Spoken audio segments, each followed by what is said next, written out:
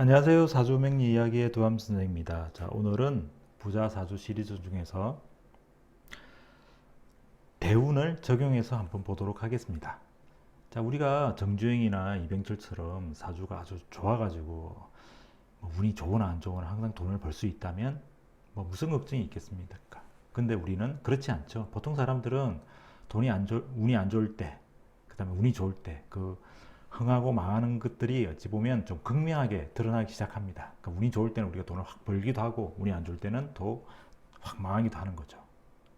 그래서 오늘은 실제 사례를 가지고 우리가 그 시점들을 어떤 식으로 판별할 수 있는지, 왜 그러면 그 시점에 흥하기도 하고 망하기도 하는지, 뭐 그런 부분들을 우리가 논해 보도록 하겠습니다. 자, 우선 이 사주를 먼저 이렇게 보시면 일간이 을목이라는 목으로 태어났다, 그죠? 자, 목으로 태어났다. 목으로 태어난 건 좋은데, 이 사주에 우리가 항상 월지를 중요시하라고 하는데, 월지가 같은 종류의 목입니다. 근데 이 을목보다도 오히려 에너지가 더 강한 갑인이라는 아주 크고 튼실한 나무가 들어가 있네, 그죠? 근데 요 갑목이 뭐냐면 이게 급제라는 성분이에요. 비견급제는 우리가 재물을 논했을 때는 이게 좋은 놈이 아니에요, 절대. 아주 나쁜 놈이에요. 어찌 보면 아주 멀리해야 될 기피 대상 1호인 거죠. 근데 이 사주에 떡하니 제일 에너지 강한 놈에 딱 자리가 잡고 있다는 얘기는 언젠가는 내가 이 갑인에 의한 아니면 급제에 대한 피해를 볼 수 있다는 거죠. 이 피해 보는 시점이 언제냐를 우리가 잘 따져야 알게 되면 이 피해를 최소화할 수도 있는 겁니다. 만약 그걸 그냥 모르고 간다면 이 피해를 그대로 고스란히 아주 그냥 한 방에 훅 갈 수 있는 그런 걸 맞이하게 되는 거죠. 무시무시합니다. 이 급제는. 자, 그래서 요 목이라는 놈이, 급제라는 놈이 상당히 강하다는 걸 먼저 봐줄 필요가 있고, 자, 그러면 요 급제라는 놈을 확 두드려 잡아버리면 피해가 좀 줄 텐데, 이 두드려 잡는 놈이 있나? 요 금이라는 걸 봐줘야 됩니다. 어라? 금이라는 게 없네, 사주에, 그죠? 이 사중에 경금이 있지만 일단 없는 걸로 하겠습니다. 드러나지는 않았기 때문에. 특히나 또 인월이면 이 금의 에너지가 강한 시점도 아니고, 그러면 이거는 그냥 없다.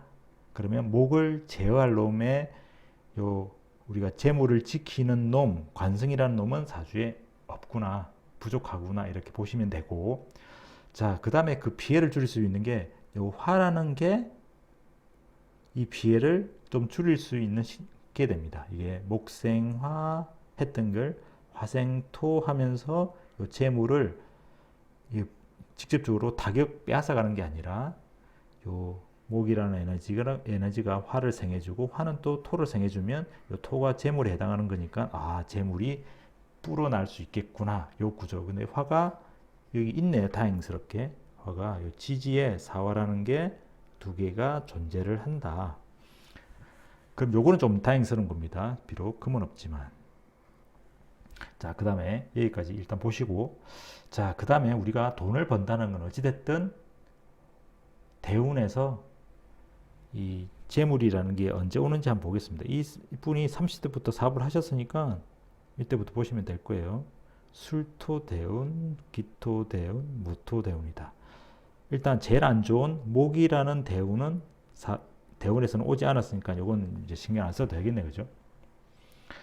자, 그러면 여기 술토대운이 좋을까 안 좋을까, 기토대운이 좋을까 안 좋을까, 무토대운이 좋을까 안 좋을까, 요거를 잘 흥망성쇠를 따져보면 됩니다. 자, 첫째, 자, 무기, 그 다음에 술토, 요거는 지지에서 왔다, 이거는 정관이다.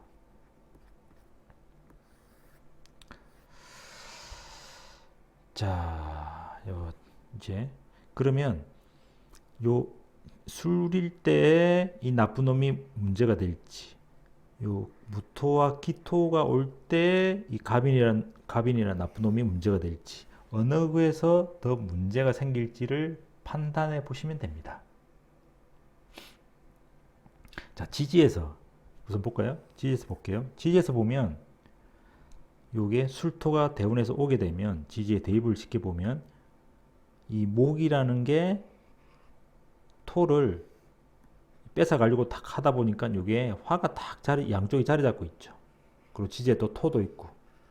그러면 요 목이라는 놈은 목생화 화생토 되면서 요 토를 직접적으로 타격하는 거는 약해져 버려요.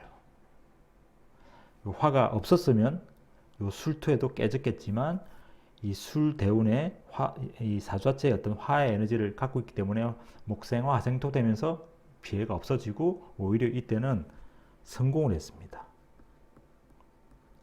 성공을 했는데 요 사주에 사화라는 화라는 존재가 있음으로 인해 가지고 그 갑목의 인목의 피해가 없어졌다라고 이제 보시면 되고, 자 그러면 천간에 오는 기토와 무토 요건 어떠냐? 자 요건 어떠냐 보니까 천간에는 요 화라는 밑에 뒤에 있었던 놈이 없네, 그죠? 없어요. 없으면 어떻게? 직접적으로 타격을 받는다는 얘기죠. 아유 큰일 났네, 큰일 났어. 특히나 이 을목이 힘이 세겠어요? 갑인이 힘이 세겠어요? 갑인이 더 힘이 센 게 이제 더 문제인 거죠. 자 그러면 천간으로 이 기토가 먼저 왔죠? 기토가 떨렁 오게 되면 특히나 또 갑목이 또 합을 하네? 갑기합으로. 을목이 여기 가져가야 자기가 돈을 버는 건데, 요거는 갑인이 가져가면 돈을 뺏기는 형상인 거예요. 뺏긴다는 건 실패한다는 거고 돈에 손실이 생긴다는 거죠. 그러면 우리가 이 시점에 만약에 우리가 판단한다면 이 기토 대운에 들어가기 전 시점에 사업을 축소하든지 투자를 보류하든지 뭔가 전진시키는 사업 자체를 다 후퇴시키는 그런 어떤 부분들을 해야 되고, 최악의 경우에는 사업을 미리 접어서 손실을 최소화했어야 되는 건데 이분이 끌고 가다가 훅 하고 망해버렸죠. 그래서 사업을 접어버렸습니다. 여기서는 실패했다. 언제? 기토 대운에. 기토 대운에 사업을 접었으니까 무토 대운은 뭐 더 사업을 이어간 게 아니니까 큰 문제점이 이때는 더 드러난 건 아니죠. 그래서 우리가 운이 안 좋을 때는 직장생활을 하거나 사업을 안 하거나 돈에 투자를 안 하면 그 피해가 줄어들지만, 돈과 관련된 부분을 밀어넣거나 투자를 하거나 사업을 하게 되면 그 피해가 온전히 오게 된다. 그러면 상당히 힘들어질 수 있다.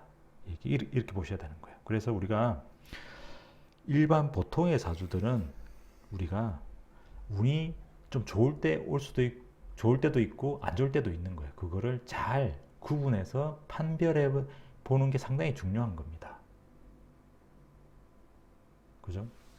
부자 사주로 아예 안 타놨다면 이런 우리가 어떤 시점들을 잘 가려서 우리가 뭔가 일을 추진하는 게 좋겠다라고 보는 게 오늘의 어떤 포인트입니다. 그래서 사주 구성을 먼저 뭐가 문제인지, 뭐가 장점이고 단점이 되는지를 먼저 파악을 하고 그 다음에 대운을 적용해서 기륭을 잘 따져보시면 좋을 것 같아요.